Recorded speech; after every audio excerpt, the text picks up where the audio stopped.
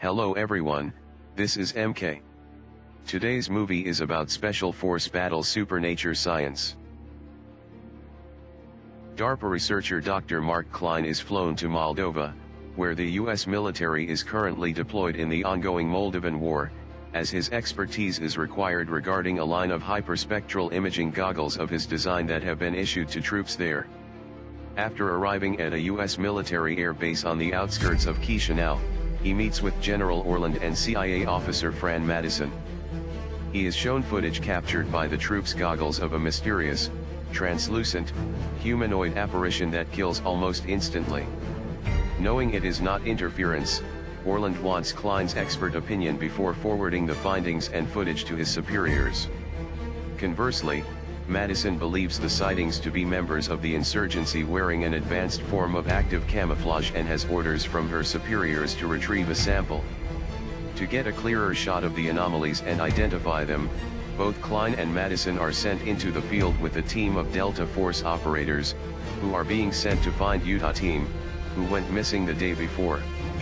To capture a better image of the apparitions, Klein mounts a large version of the hyperspectral camera onto one of the armored personnel carriers.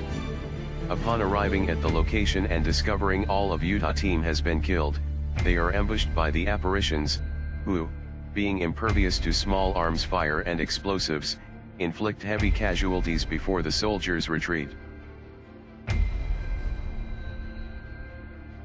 When their vehicles are rendered inoperable by landmines, the group takes cover in an abandoned factory, where they find two children barricaded.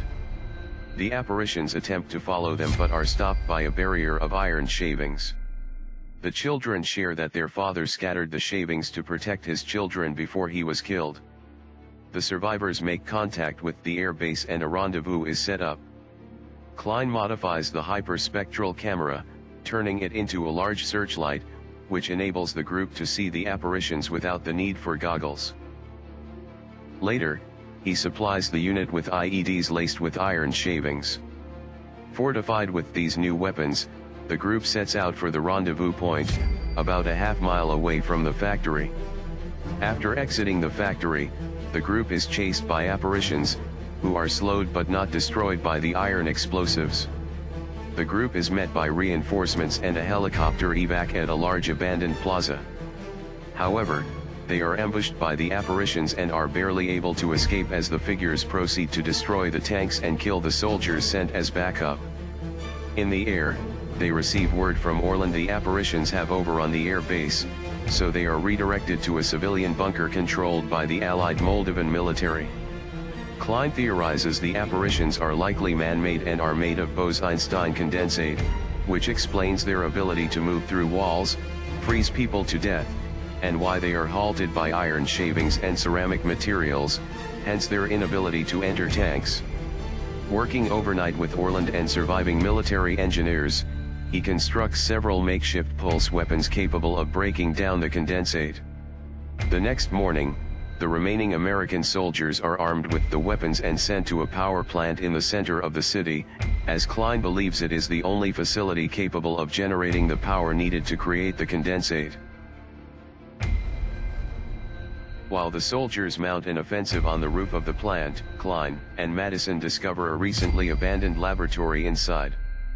They deduce that scientists, working in weapons research for the former regime, were scanning humans on a molecular level and using advanced 3D printing to replicate them in condensate form.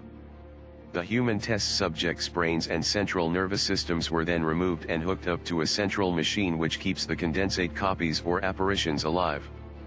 Before the apparitions emerge victorious in their battle with the soldiers, Klein activates a fail-safe system, which deactivates the condensate apparitions.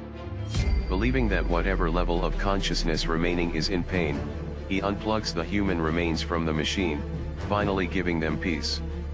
With the apparitions gone, the US and Allied Moldovan military work to continue to take control of the city from the insurgents, and a Department of Defense extraction team is to be sent back to the plant with the Delta Force operators to take the machinery apart and potentially use it for their own purposes. Saying goodbye to Madison and General Orland, Klein boards an aircraft to be taken back home to Virginia.